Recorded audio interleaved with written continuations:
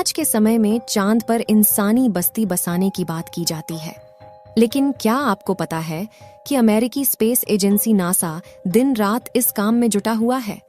चांद पर इंसानी बस्ती बसाना इतना भी आसान नहीं है, क्योंकि चांद पर ना तो सांस लेने के लिए ऑक्सीजन है और न ही पीने के लिए पानी।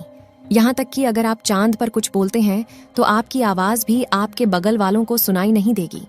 नासा चांद पर इंसानी बस्ती कैसे बसाएगा, इसे जानने के लिए इस वीडियो को अंत तक जरूर देखें।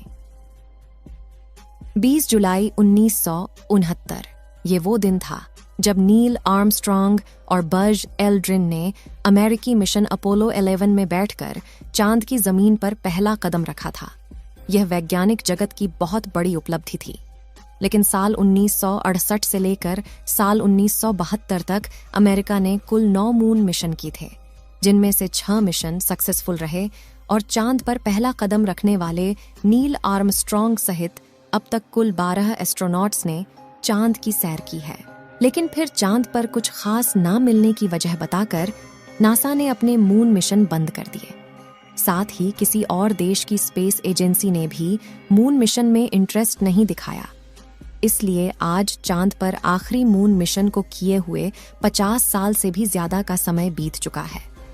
लेकिन आपको यह जानकर हैरानी होगी कि चांद पर जाकर इंसानी बस्ती बसाना अब सिर्फ सपना नहीं रहा, बल्कि अगले 10 सालों में हकीकत में बदलने वाला है। नासा का आर्टेमिस प्रोग्राम इस हकीकत की नींव रखेगा। अपने इस प्रोग्राम के तहत नासा ने 11 दिसंबर 2022 के दिन अपने पहले मिशन आर्टेमिस 1 को सफलतापूर्वक कंप्लीट कर लिया है। साथ ही उन्होंने चांद और मंगल ग्रह पर बसने वाली फ्यूचर प्लानिंग और इसका पहला लेआउट भी बना लिया है। अब इसी साल के अंत तक नासा अपने आर्टेमिस 2 मिशन को लॉन्च करेगी। इसके बाद आर्टेमिस 3 मिशन लॉन्च किया जाएगा, जिसमें 50 साल बाद एक मैन एस्ट्रोनॉट और दुनिया की फर्स्ट लेडी एस्ट्रोनॉट को चांद पर भेजा जाएगा, जिसके साथ चांद पर ह्यूमन कॉलोनी की नींव रखने वाले 2 उपकरणों को भी भेजा जाएगा। फिर आगे होगा आर्टेमिस 4 मिशन, जिसमें चांद पर एक बड़ी लूनर कॉलोनी भी बना दी जाएगी और नासा ये सब 2028 तक कंप्लीट कर देना चाहती है। लेकिन यह इतना भी आसान नहीं है। चांद पर पहले लूनर बेस को बनाने के लिए स्कैल्पिंग पुरातन नाम के सबसे बड़े गड्ढे को चुना है, जो कि 12 मील चौड़ा और 2 मील गहरा है। और चांद की ऊपरी सतह से 2 मील की गहराई में जाकर बसना अपने आप में काफी दिलचस्प प्लान है। हालांकि शायद आपके दिमाग में यह भी सवाल आया होगा कि जहां एलन मस्क मंगल ग्रह पर कॉलोनी बसाने वाले हैं, तो फिर चांद पर लूनर बेस बनाने की क्या जरूरत है।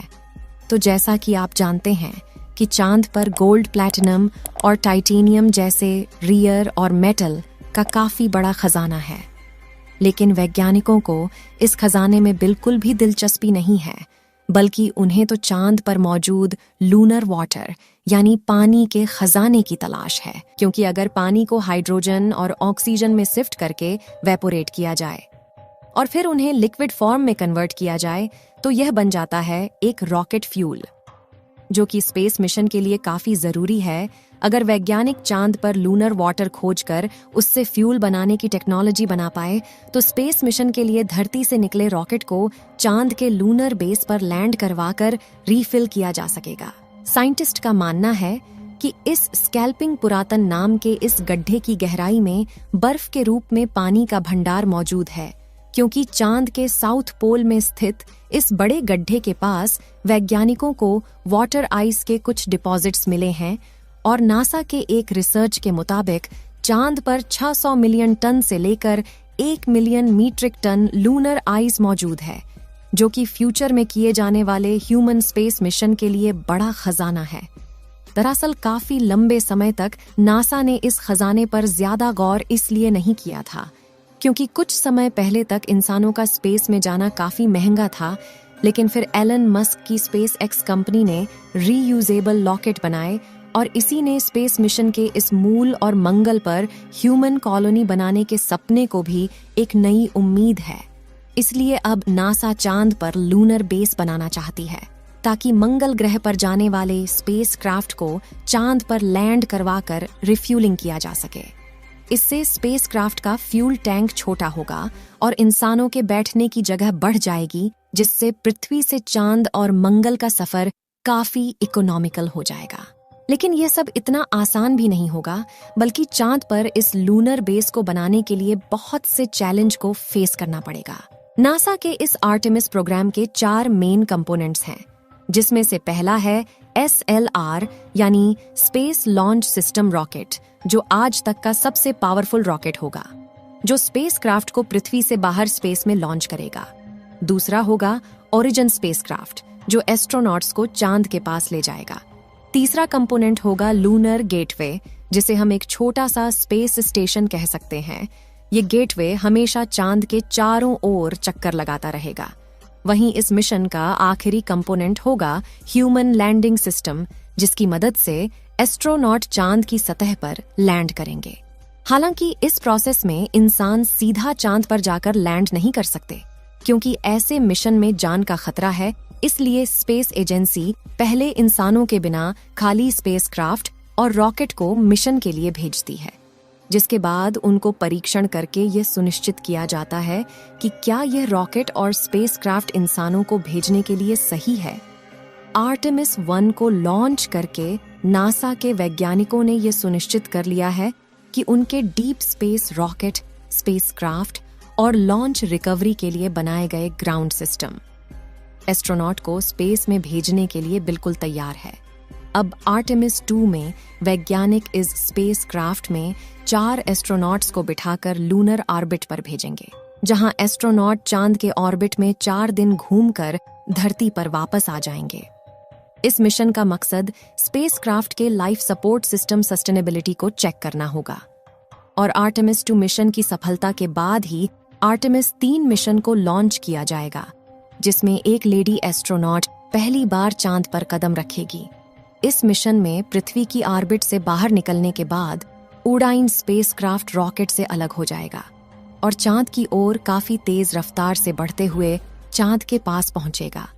लेकिन स्पेसक्राफ्ट अपने साथ चांद पर लैंडिंग करने के लिए लैंडर को नहीं ले जाएगा।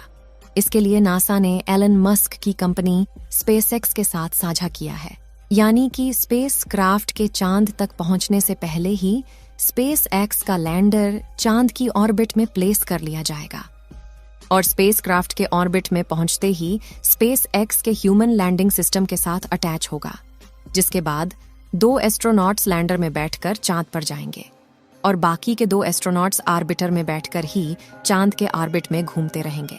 उसके बाद जल्द ही यह सभी लोग पृथ्वी पर वापस आ जाएंगे।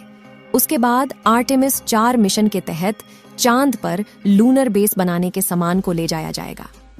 दोस्तों, अब बात करें चांद पर इंसानी बस्ती बसाने के लिए कॉलोनी की, तो यह इतना आसान भी नहीं है।